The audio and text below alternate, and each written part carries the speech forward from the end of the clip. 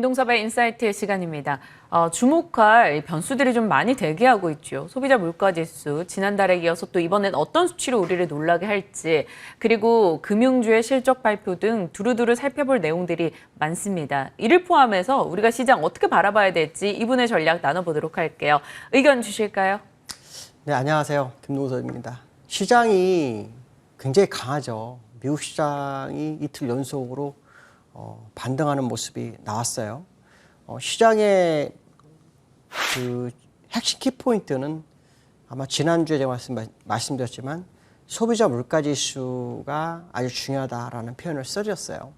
미국에서는 이 소비자 물가지수에 대해서 약 5% 정도, 그 다음에 근원 CPI 같은 경우에는 약 4.4%에서 4.6% 사이 뭐 이 정도 얘기를 하는 것 같습니다. 근데 연준에서는 2013년도부터 이 물가지표를 산정을 시작했었는데요. 향후 1년을 거의 뭐 4.6 정도 보는 것 같습니다. 이런 모습을 보면 이 물가가 일시적이지 않을 수 있다는 게 상당히 중요하죠. 근데 이제 물가지표가 나오게 되면 일단 시장에는 상당한 영향을 좀 미칠 수 있죠. 미칠 수 있는데 문제는 뭐냐면 미국에서는 이 부분보다는 고용 쪽으로 자꾸 무게를 실어가려고 합니다. 그러니까 어떻게 보면 시장을 방어하기 위한 것도 있을 수 있지만 그들이 생각했던 지표가 저 다른 모습을 보이고 있기 때문에라고도 할 수 있는 상황이다라고 봐야 되겠는데요. 어저께 같은 경우에도 미국 시장이 상승하게 된 것은 어떤 뭐 2분기 실적이라든가 뭐 소비자 물가에서 이게 소비자 물가 아직 나오지 않았으니까요. 그런 것이 아니었습니다. 연준의 그 지역 연방은행 총재들, 뭐 리치먼드라든가 그다음에 존 윌리엄스 같이 뉴욕 연은 총재가 발언을 해가는데 두 가지입니다. 하나는 고용이 지금 리치먼드 연은 총재 같은 경우에는 고용이 아직 좀 부족하기 때문에 테이퍼링이 좀 어렵지 않냐, 좀 더 시간을 두자, 뭐 이런 얘기를 하고 있고, 존 윌리엄스 같은 경우에는 인플레이션을 얘기합니다. 인플레이션이 일시적일 거다. 일시적이기 때문에 이제 예를 들어서 코로나 때문에 미국 정부가 국민들한테 1,400불씩 그 지급을 했잖아요. 그 돈을 쓰는 과정 속에 생긴 거다라는 식으로 얘기를 하는 것 같습니다. 이게 사실은 인플레이션이라는 것은 하루아침에 나오지 않습니다. 절대 하루아침에 나오지 않고요. 시간이 걸려서 나오는 게 인플레이션입니다. 그렇기 때문에 지금 사실 일시적이라는 표현이 조금 맞지 않을 수 있다고 저는 판단하고 있는데, 일단 시장은 여기에 환호를 해서 주가가 더 이상 빠지지 않고 낙폭을 줄이면서 올라오는 그런 상황이었다라고 보시면 될 것 같고요. 고용도 일정 시간이 지나면 어느 정도 해결이 될 거라는 생각을 해봐야 될 것 같습니다. 이제 문제는 뭐냐면 미국 시장이 지금 이 시장에서 더 치고 갈 수 있는 재료가 뭐냐라는 거예요. 아시겠지만 지금 인플레이션 때문에 2023년도 금리 인상에 대한 부분이 나왔고, 그 사이에 테이퍼링이 진행이 되는데 시간은 제한되어 있는 상태에서 자꾸 뭐 일시적이다, 아니다, 뭐 이런 얘기를 하면서 자꾸 주가를 줄이려고 이 주가를 버티게 하려는 그런 모습이잖아요. 특히 존 윌리엄스 같은 경우에는 일시적이라고 한다 그러면 사실 금리 인상 2023년도를 땡길 이유는 전혀 없었다는 거죠. 그러니까 이런 부분을 보면은 앞뒤가 안 맞는 시장의 모습이에요. 그럼 이제 이걸 이제 차지하고 다른 재료가 시장에서 나와야 된다. 그 재료가 있다면 일단 시장에서는 유동성 장세 후에 나오는 게 실적 장세잖아요. 그러니까 실적이 2분기 실적이 나와서 시장을 끌어줘야 되는데, 사실은 실적 장세가 올해 얘기가 굉장히 많이 나왔어요. 연초부터요. 작년 말부터 2021년도에는 뭐 실적 장세 가능성에 대한 부분. 어차피 시장이 지나면 경기가 어느 정도 활성화될 거다. 그렇기 때문에 그동안 금리 인하하고 유동성 투자한 것이 시장을 이끌어줬기 때문에 실적 장세가 올 거다라고 했는데, 1분기 때는 사실 실적 장세라고 하기 어려웠어요. 많이 오르진 않았어요. 예를 들어서 기술적으로 보시면 지금 차트상으로는 여기 돌파가 안 되잖아요. 여기서 1, 2, 3하고 1, 2, 3가 된 상태이기 때문에 이 상태의 모습을 보면은 사실은 돌파가 안 된 상태예요. 돌파가 안 된 상태라고 봤을 때 이번에 2분기 실적이 발표가 되잖아요. 정말 실적 장세라고 하면 실적으로 이걸 쳐 올려야 돼요. 그러니까 실적 외에는 시장을 끌어갈 재료가 없는 거예요. 그 상태에서 자꾸 립 서비스를 하는 과정으로 시장에 가고 있는 거다. 이렇게 해석을 좀 해볼 필요성이 있다. 이렇게 보시면 될 것 같고요. 두 번째로는 중국의 그 칭화윤이라고 들어보시는지 모르겠어요. 그 시진핑의 모교인 칭화대가 51%를 가지고 있는 기업인데, 이게 반도체의 아주 핵심적인 중국의 상징적인 기업인데 이게 파산을 선언했어요. 그러면 이제 어떤 생각을 해야 되냐면, 그럼 삼성전자에게 상당한 좀 도움이 될까라는 생각을 했는데 또 삼성전자는 별로 안 갑니다, 시장이. 이것 또한 또 시장이 좀 이상한 모습이죠. 그러면 이제 우리는 이 칭화윤리를 통해서 어떤 생각을 해야 될까요? 중국이 문제가 생겨나 보다라는 생각을 해볼 수 있죠. 사실은 전 세계가 금리 인상 기조로 가고 있잖아요. 미국이 맨 마지막에 금리 인상할 거다라는 얘기를 하면서 테이퍼링 얘기 나오고 있지만 신흥국은 금리 인상을 시작했고 우리나라도 이제 깜빡이를 켜는 그런 과정에 있단 말이에요. 그런 상황에서 중국이 지준율을 인하해버려요.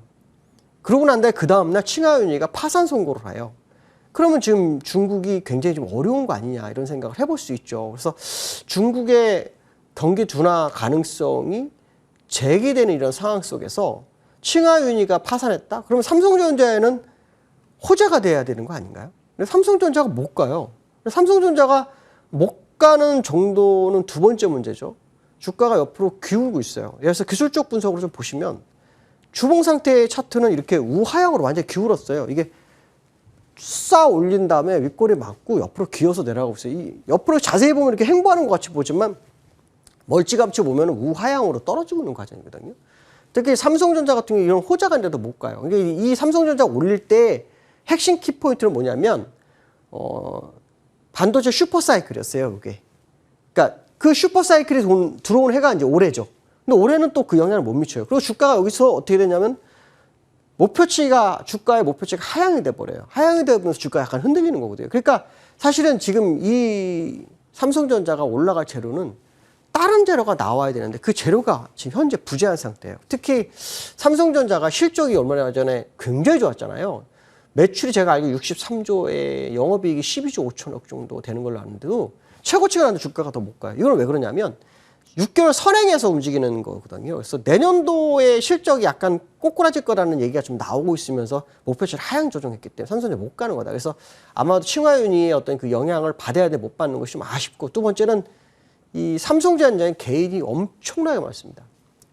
올해 그 개인들이 얼마를 샀냐면요. 60조 정도를 그 거래소에 샀어요. 전 시장에 샀어요. 60조를 샀는데 그 중에 25조가 삼성전자예요. 25조가. 거기에 외인이 13조를 매도했고요. 나머지는 기관이 매도를 했어요. 그러니까 삼성전자에 완전히 몰려간 이 상황 속이니까 사실 아시겠지만 그 증시 속되면 개인이 많은 정보는 별로 간 적이 없어요. 근데 지금 삼성전자가 딱 그 상황이거든요. 그러니까 여기서 칭화율이라든가 뭐 이런 재료로 인해서 주가가 한번 업그레이드 시킬 수 있는 재료가 떠야 되는데 그거 없는 상황이다. 그래서 사실은 이런 호재 속에서도 한 2, 3% 가야 될 종목이 못 가고 있는 현실을 보면 상당히 좀 삼성전자가 무게가 좀 커지고 무거워진 상황이다라는 생각 한번 해봐야 될 것 같다. 뭐 이런 얘기를 할 수 있고요. 그 다음에 이제 세 번째로는 그 우리나라가 이번 주에 금통위가 있어요.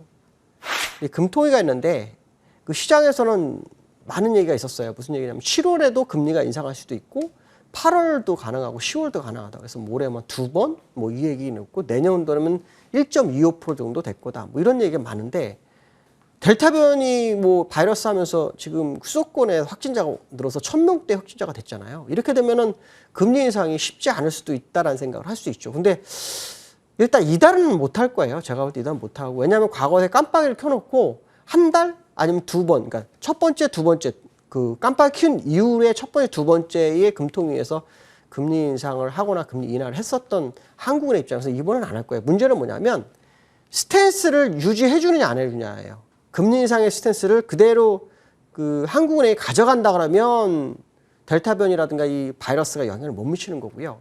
스탠스가 약간 변화가 온다 그러면 금리 인상 시점이 약간 늦춰져서 올해 뭐 2번 한다는 게 한 번으로 끝날 수도 있는 거죠. 어쨌든 금리 인상에 대한 스탠스가 어떤 식으로 변화되는지를 한번 확인하는 게 좋겠다라고 말씀드리고 싶고요. 그다음에 이제 코스피 같은 경우에는 기술적으로 보면은 현재 이 자리에서는 되돌려도 별로 의미가 없다고 보거든요. 근데 오늘 일단 올라왔어요. 올라왔는데 기술적으로 보면 시간론적으로나 목표치로는 거의 다 만들어진 상태예요. 그래서 일단 이달이 이제 13일이니까 아직 이달까지 시간이 상당히 좀 많이 남아있는 상태예요. 그래서 말일까지의 월봉 캔들의 모습을 좀 보셔야 될 것 같아요. 미국 같은 경우도 올랐지만 올릴 재료가 없는 상태에서 립서비스로 올린 그 상황이라면 국내 시장도 그와 거의 비슷한 상황일 거라는 생각을 한번 해볼 필요성이 있다라고 보시면 될 것 같습니다. 오늘 여기까지 하겠습니다. 감사합니다. 어느덧 마무리할 시간이 다 됐네요. 양지수 모두 빨간불 켜고 있고요. 이 기관의 매수가 어제부터 좀 강하게 유입되고 있습니다. 그렇다면 기관이 연속적으로 사고 있는 종목군은 어디가 될 것인가를 좀 체크해보는 것도 하나의 포인트가 될 것 같아요. 지금 동부건설 같은 경우는 기관 측에서 20거래일 이상 매수가 유입되고 있습니다. 이러한 종목들의 추가적인 탄력 괜찮을 것인가 한번 고민해보는 포인트 남겨놓고 오늘은 여기서 인사드리겠습니다. 시청해주신 여러분 고맙습니다.